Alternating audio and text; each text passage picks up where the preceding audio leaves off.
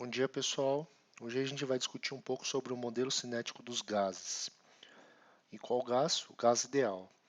Então, a gente vai utilizar, recapitular algumas características desse gás e utilizar algumas dessas características para tentar desenvolver um modelo cinético que descreve esse sistema, ok? Então, o que que a gente viu lá atrás? A gente viu a equação de estado de um gás ideal, que é PV igual a nRT. A gente viu que esse gás ele aparece no mesoterma quando o volume é grande e a pressão é pequena, né? As partículas são praticamente indistinguíveis, não possuem interação entre elas, ou seja, você despreza as forças intermoleculares nesse gás ideal. O volume é muito pequeno, você pode considerar aí como uma partícula que não tem volume, ok? Você despreza efeitos quânticos e relativísticos, você considera um movimento randômico em que as colisões que acontecem entre as moléculas e a molécula parede possuem aí uma conservação de energia, então você tem uma conservação de momento e a descrição desse sistema é baseado na estatística de Maxwell-Boltzmann, uma vez que você não tem aí as mesmas velocidades das partículas, tem uma distribuição de velocidades. Então, aí você tem que considerar Maxwell-Boltzmann, certo? Então, o que a gente vai fazer nessa aula? É tratar aí algumas propriedades como pressão, como temperatura, sob um ponto de vista um pouco mais molecular, certo? Então, vamos lá. Bom, o que é pressão? Eu falei para você lá atrás que pressão está associada aí com uma taxa de colisão, com uma frequência de colisão dessas partículas, né, no seu recipiente ou na parede do seu recipiente, exercendo uma força e assim gerando, portanto, uma pressão. Então, quando se fala em pressão, a gente tem que associar para o modelo cinético dos gases a colisão dessas partículas com as paredes. Vamos então tentar descrever, né, o que seria pressão. Primeiramente, então, o que é essa pressão? Está relacionado aí com o choque, né, das moléculas com a parede do seu recipiente, do seu container. Como que a gente viu lá a descrição matemática da pressão? A gente pode associar com a lei de Newton, a segunda lei de Newton, em que força é o que? Massa vezes aceleração. Vamos escrever isso aqui de uma forma um pouquinho mais diferente. Isso aqui vai ser o que? Massa, eu vou repetir massa. Aceleração é o que? A variação da velocidade. Então a gente escreve aí variação da velocidade em função do tempo. Certo? Então, massa é um escalar. Então eu posso jogar essa massa aqui dentro da derivada que não vai mudar em nada. Então eu vou escrever aqui a derivada da massa vezes a velocidade, certo? dt. Bom, o que é massa vezes velocidade? Você lembra aí, né, do seu ensino médio que massa vezes velocidade é momento linear. Então a gente tem a variação do momento linear em função do tempo. Então, obter a força pela segunda lei de Newton, você pode obter calculando a variação do momento linear em relação ao tempo, certo? Então, se a gente quer obter pressão, sob o ponto de vista molecular, a gente precisa calcular então o momento linear, a variação de momento linear no caso dessa colisão entre a molécula e a parede e extrapolar isso para várias moléculas, né? Então vamos pensar aí no seu container, vou desenhar aqui a parede, uma parede do container em verde, certo? Essa aqui seria uma das paredes. E eu vou colocar o meu eixo X aqui, ok? Por enquanto eu vou desprezar o eixo Y e o eixo Z para simplificar o cálculo. Então a gente vai simplificar só usando o eixo X, só a coordenada X. Então a gente pode ter, por exemplo, uma molécula, uma partícula, que viaja nessa direção, certo? Veja que como minha coordenada x está para cá e ela está andando para a esquerda, ela vai ter uma uma velocidade menos x, porque a velocidade depende da direção, certo? Então, se eu falar que essa partícula tem massa m, o momento dela vai ser menos m v na direção x. Aqui eu já não coloco nem a notação de vetor, porque a gente está considerando só uma coordenada. Essa partícula vai andar, né, vai estar viajando aqui dentro da caixa e vai colidir aí com essa parede. Eu vou fazer aqui em cima o que aconteceria depois. Então, ao colidir com essa parede, a gente falou que pode ter aí a conservação de momento, certo? Conservação de energia. Então, toda a energia utilizada no traslado dessa partícula da direita para a esquerda, ao colidir, ela é conservada, então ela volta aí também com m Vx, só que agora com sinal positivo, porque a gente está na direção, nessa outra direção, então ele vai viajar para cá, ok? Bom, a gente quer entender como que é a mudança, né?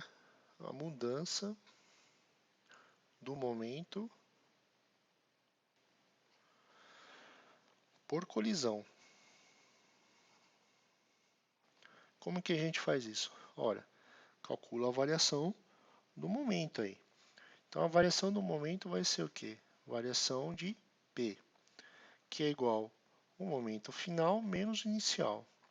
O final é m v de x menos o inicial menos m v de x. Isso aqui vai ser igual a menos 2m. Opa, menos com menos dá mais, então é mais 2m v de x. Certo? Então isso aqui está relacionado com a quantidade de movimento cedido à parede aí. Então uma variação de momento aí de 2mvx. Perfeito. Agora, baseado nisso, a gente precisa ter uma noção aí da quantidade de moléculas que vão colidir. Porque, veja, nem toda molécula colide com a parede. Vai ter algumas que não vão colidir. Então, a gente vai ter uma fração de moléculas que vão colidir. Então, guarda isso aqui por enquanto, certo? Guarda isso aqui. A gente vai voltar daqui a pouquinho. Mas a gente já conseguiu calcular aí a variação de momento de colisão, pelo menos de uma molécula. Bom,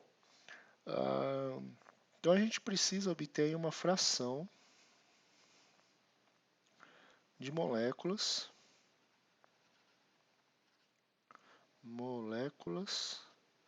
que vão colidir.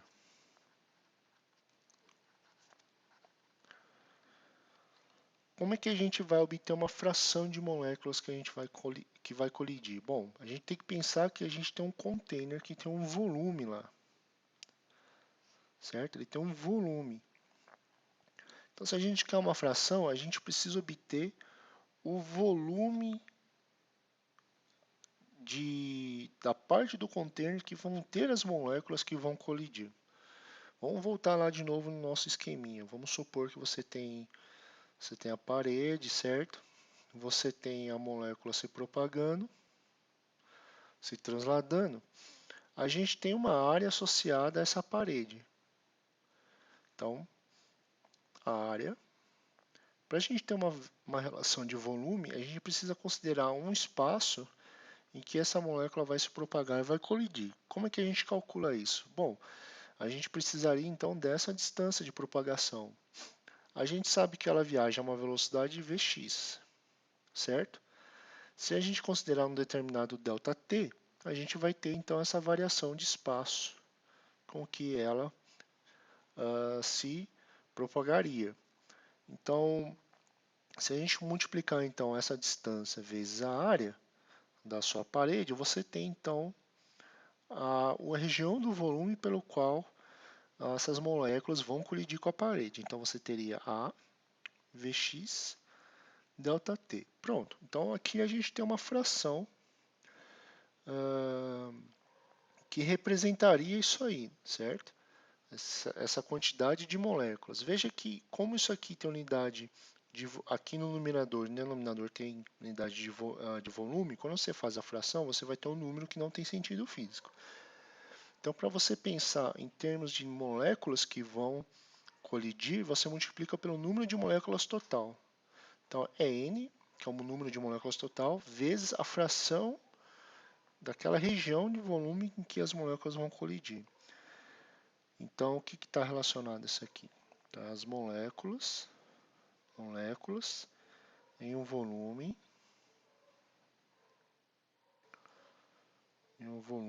que se chocarão com a parede. É essa parede aqui. Ok? Então, esse aqui é o nosso volume total. E aqui é o nosso número de moléculas totais.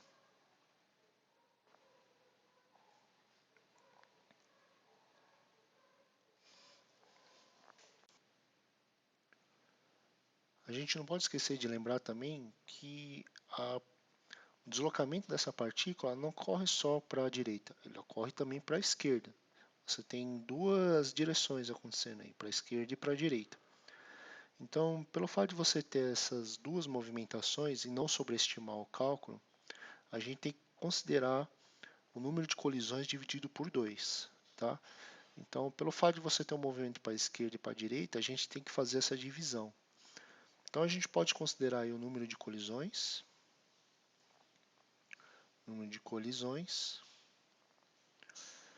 como meio, né, do número de partículas, a área de uma parede do seu recipiente, a velocidade de propagação na direção x vezes o ΔT dividido pelo volume total.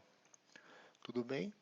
Então, no slide anterior, a gente fez aí a variação de momento para uma molécula. Tá? Eu já escrevi. Então, para uma molécula só.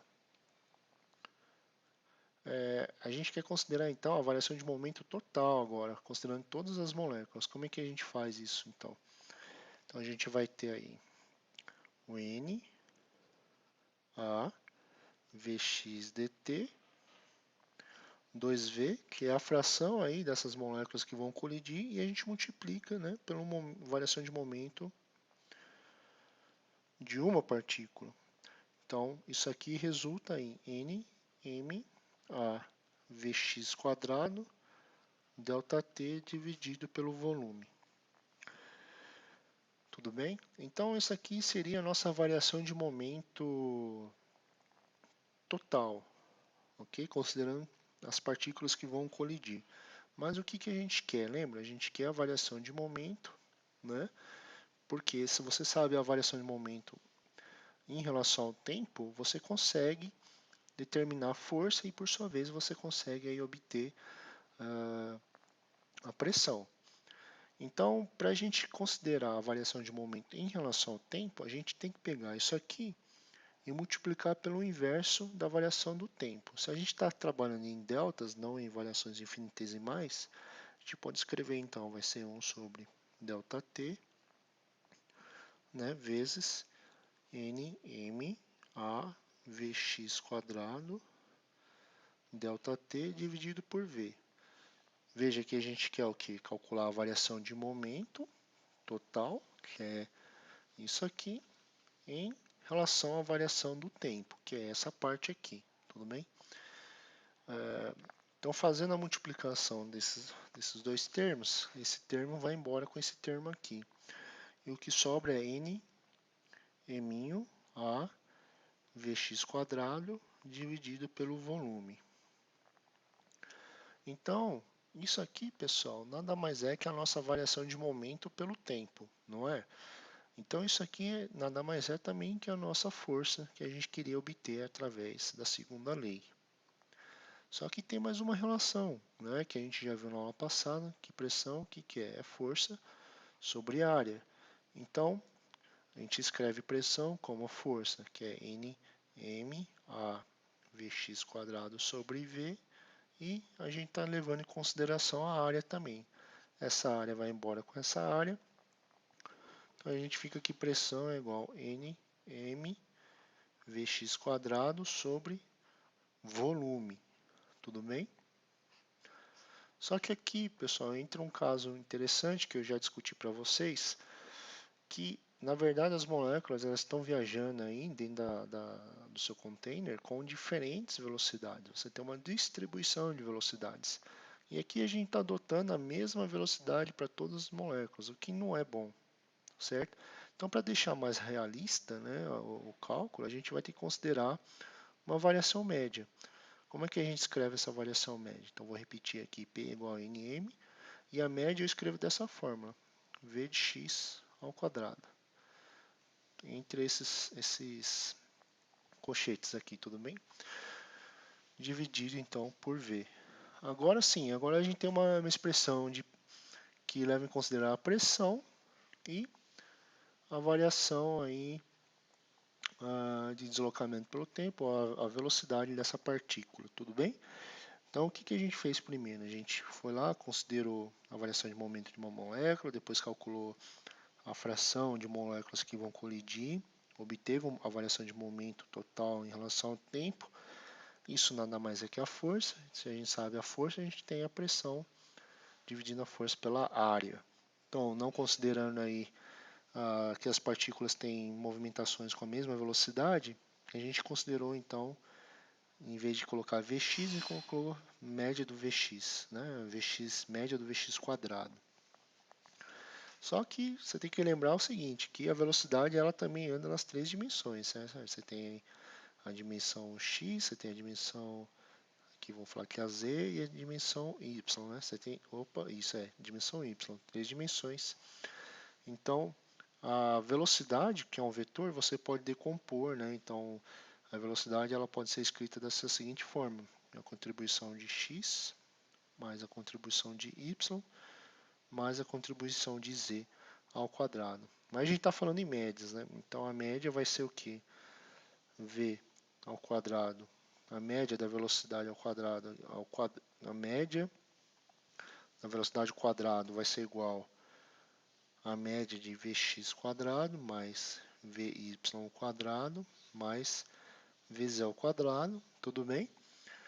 E considerando aí que são direções independentes, você pode escrever isso aqui vai ser igual a Vx quadrado mais Vy quadrado mais Vz ao quadrado, tudo bem?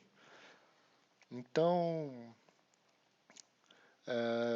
assumindo ainda aí que o movimento é aleatório, tá? A gente pode assumir que o valor dessa componente média vai ser igual, certo? Ao movimento aleatório e que as coordenadas são independentes. A gente pode assumir que as médias vão ser iguais para cada direção. Isso é a mesma coisa escrever o quê? É a mesma coisa escrever isso aqui, ó. Vx ao quadrado vai ser igual a Vy ao quadrado, que é igual a Vz ao quadrado. Se você faz isso, você pode reescrever agora aí sua velocidade da seguinte forma. A velocidade ao quadrado total vai ser o quê? Eu vou usar o Vx porque é o que está usando aqui na forma da pressão. 3 Vx quadrado, porque você tem os mesmos valores de média. E vamos passar para o próximo slide. Se eu isolar Vx, eu vou ter então Vx quadrado vai ser igual ao quê? A 1/3 dessa velocidade aí, quadrática, média. E substituindo na forma da pressão, a gente vai ter pressão vai ser igual a N vezes M. Antes era Vx quadrado, agora a gente vai substituir. Então vai ser V ao quadrado dividido por 3V. Beleza. Agora a gente tem uma expressão com a velocidade, considerando as três direções no espaço, então, os três eixos cartesianos aí. A gente pode fazer algumas outras simplificações, sabendo aí o que número de mols vai ser igual ao que? Número total de partículas pelo número de Avogadro. Então a gente pode escrever aí, pressão vai ser igual ao que? Número de partículas eu vou escrever número de mols vezes número de Avogadro, vezes a massa, vezes a velocidade ao quadrado, dividido por 3V. Isso aqui vai ser igual ao quê? Você lembra também que massa é igual a massa molar dividido pelo número de Avogadro, certo? Então, se a gente tem número de Avogadro vezes massa, a gente tem massa molar. Então, isso aqui é a mesma coisa que escrever número de mols vezes massa molar vezes V ao quadrado dividido por 3V. Tudo bem? Olha que interessante. Deixa eu separar isso aqui. Você pode pegar esse V e passar para o outro lado da equação aqui. Por que eu quero isso? Porque a gente está tratando com gás ideal. E você sabe a equação de estado que descreve o gás ideal. Então a gente pode isolar, vai ficar o quê? Vai ficar PV é igual a 1/3 de NmV². Bom, se você sabe que a equação do gás ideal é isso aqui, a gente pode escrever essa inequalidade da seguinte forma. Vai ficar 1/3 de NmV², certo? É igual a nRT. Esse N corta com esse N. Você pode isolar e vai ficar, vamos fazer aqui embaixo, vai ficar V² é igual a 3RT sobre massa molar, certo? Vamos checar aqui, 3RT, isso. Muito bem. Eu vou fazer uma simplificação para melhorar a discussão.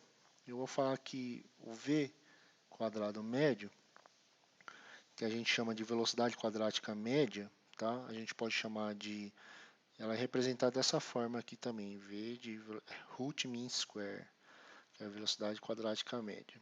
Eu vou chamar isso aqui de um Czinho ao quadrado, tudo bem? Eu vou falar só para simplificar a análise. Beleza? Então, se eu fizer isso, a gente pode escrever aí a velocidade quadrática média em termos de 3RT sobre M e a raiz disso aqui tudo. Olha que interessante. Aqui você já consegue observar que você tem uma relação entre velocidade da sua partícula, a massa molar dela e a temperatura. Tudo bem? Vamos tentar lembrar aí como é que ficaria a distribuição de Maxwell-Boltzmann. Se você fizer aí o gráfico, né, você tem aqui velocidade e aqui você tem a fração, né, uma quantidade em relação ao total dessas partículas. Você teria algo mais ou menos assim, certo? Vamos supor agora que se você tem uma massa molecular menor da partícula. O que vai acontecer se você considera a temperatura constante? Você vai ter uma velocidade maior aí, uma velocidade maior das partículas.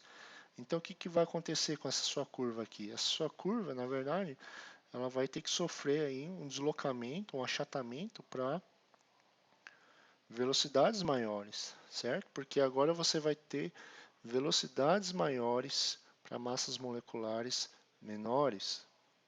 Você pode fazer análise inversa também. Você pode, vamos supor, vamos voltar aí para o caso inicial, né? Vamos supor que você tem agora a massa molecular constante. O aumento da temperatura vai resultar também no aumento aí da velocidade. Então, o que acontece com o aumento da temperatura na curva? Você também tem aquele achatamento. Tá bem ruim o gráfico, mas acho que dá para entender. Você tem um achatamento aí da curva, porque ela acaba levando em consideração moléculas, né? Vai ter moléculas aí, embora com frações menores, mas com velocidades mais altas, certo? Vai ter que obter velocidades mais altas. Então veja que o modelo cinético aí consegue, de certa forma, representar bem a nossa tendência na distribuição de Maxwell-Boltzmann. Essa velocidade, pessoal, na verdade, quando a gente calcula, se você tem a distribuição assim, esse ponto de máximo é a velocidade mais provável. Depois você tem a velocidade média, que está um pouquinho mais para cá, e depois você tem a velocidade quadrática média, que é essa que a gente está trabalhando, que está um pouquinho mais para cá. Então, ela não está exatamente no pico, né? Mas a quadrática média ela está aí bem próxima do pico e você pode fazer essa correlação de deslocamento aí dessa curva baseado nessa equação que a gente fez. Ok? O que é interessante notar aqui já? Que você tem então uma relação aí de velocidade com temperatura, massa e pressão. Bom, vamos voltar aqui. O que você pode ter? Vamos supor que a gente tenha de novo essa equação, c ao quadrado vai ser igual a 3RT sobre m, né? Só para ser a raiz para lá. Você pode isolar agora a temperatura. A temperatura vai ser igual ao que? A massa molar vezes essa velocidade ao quadrado dividido por 3R. Interessante notar então agora, pessoal, que veja que a temperatura está intrinsecamente relacionada aí, né, com essa translação, desse movimento translacional dessas partículas. Então, o aumento da temperatura está relacionado aí com o aumento da velocidade. A gente vai ver isso de outra forma, que eu imagino que fica melhor de você entender quando a gente fala de energias térmicas, tá? Vamos lembrar como é que a gente está falando de movimento translacional, a gente pode considerar uma relação direta aí com o cálculo da energia cinética, né? Como que seria a energia cinética aí? Energia cinética, certo? A energia cinética vai ser o que? Eu vou chamar de E e K de kinetics, vai ser igual massa vezes velocidade ao quadrado dividido por 2, não é isso? A massa a gente deixa aqui, divide por 2, o c quadrado você tem ali em cima, vai dar o quê? 3RT dividido pela massa molar. De novo, isso aqui o que é massa molar? É massa vezes número de Avogadro. Então, essa massa cortaria com essa massa, ficaria o que? Energia cinética. Energia cinética ficaria igual a 3 meios de RT dividido pelo número de Avogadro. Tudo bem? A gente pode obter a energia cinética molar. Energia cinética molar. Como é que a gente faz isso? A gente vai pegar essa fórmula aqui, que é igual a 3 meios de RT-NA, e multiplicar por NA de novo. Quando a gente faz isso, pessoal, a gente vai ter então 3 meios de RT. Você quer analisar com cautela? Faz em casa para você fazer a análise dimensional disso aqui e você vai ver que vai dar Joule-mol. Por quê? Tem um mol, não se esqueça que você tem um mol aqui dentro desse R, tá? Então, por isso que multiplicando pelo número de Avogadro, você cai ainda na energia cinética molar. Então, a energia cinética molar eu vou chamar de EK. Opa. EK e um eminho de falando que é molar. Vai ser dado, então, por 3 meios de RT. Certo? Então, vamos escrever a temperatura de outra forma agora. Vamos isolar, né, a temperatura. A temperatura vai ser igual a quê? 2/3 da energia cinética média dividido aí por R. Olha só que legal. A gente viu uma definição aí de pressão com velocidade das partículas, né? E a gente considerou um choque elástico dessas partículas com a parede. E agora a gente está vendo uma descrição mais fundamental da temperatura, né? Então, o que é temperatura? Aqui a gente está vendo claramente que a temperatura está relacionada com a energia cinética, né, dessas moléculas. Então, ali em cima, aqui a gente viu que dependia de fato da velocidade, e aqui a gente mostra de forma explícita que a temperatura está relacionada com a energia cinética das moléculas. Veja, isso aqui é um caso em que a gente está considerando um gás ideal, que não tem forças intermoleculares, que é uma molécula que não tem volume, certo? E é uma molécula que é um gás, no caso aqui eu chamei de monatômico, porque eu não considerei nenhuma outra ligação com outro átomo. Então você tem uma bolinha, certo? que se propaga, que tem colisões elásticas, que não tem forças intermoleculares, todas aquelas características de gás ideal que a gente viu. E, além disso, a gente fala que é um gás do tipo monoatômico, porque a gente só tem um átomo aqui, tá? Seria o caso mais simples possível, tudo bem? Então, se alguém te falar o que é temperatura nessas condições, você pode falar, olha, a temperatura está intrinsecamente relacionada com a energia cinética ou a energia cinética molar do seu sistema. Então, quanto maior a temperatura, mais rápido essas partículas vão se trasladar e maior a energia cinética dessas moléculas. Maior a energia cinética, maior a temperatura.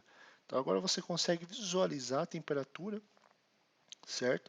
Sob um aspecto molecular. Ela tem de fato, está de fato associada aí com a translação. E para finalizar, eu vou comentar rapidamente o teorema de equipartição de energia, né? Teorema equipartição de energia. Teorema de equipartição de energia, pessoal, a gente pode dividir aqui para o gás monatômico, que foi o que a gente discutiu agora aí, e o gás diatômico.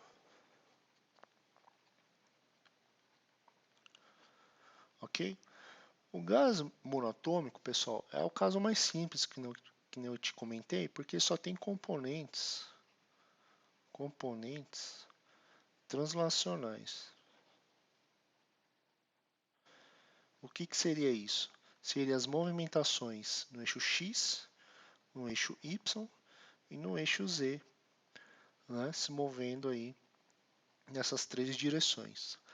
O teorema de equipartição de energia vai falar assim, olha, para cada direção você vai ter um meio de RT, meio de RT, meio de RT, que descreve a energia do seu sistema.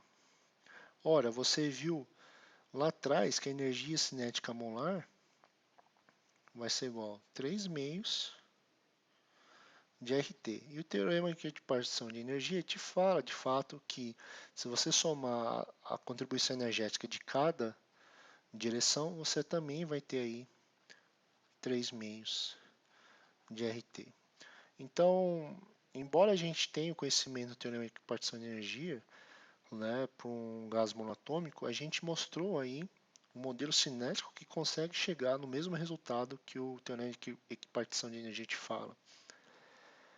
E, de fato, veja que quando a gente fala de energia térmica, a gente pode estar associando aí com o movimento translacional dessas partículas. Para o gás diatômico, a gente tem que considerar outras coisas, não só a componente translacional, mas também tem uma componente que é rotacional e uma componente que é vibracional. Então vamos pensar que você tem aí, né, dois átomos aí formando uma molécula. Nesse caso, você teria ainda, sei lá, um movimento de rotação associado a essa condição, mais um movimento de vibração, certo? Você considera essa ligação como uma molinha. Então, você tem que levar em consideração não só o movimento translacional da energia cinética, mas você tem uma energia associada ao movimento de rotação e uma energia também associada ao movimento vibracional.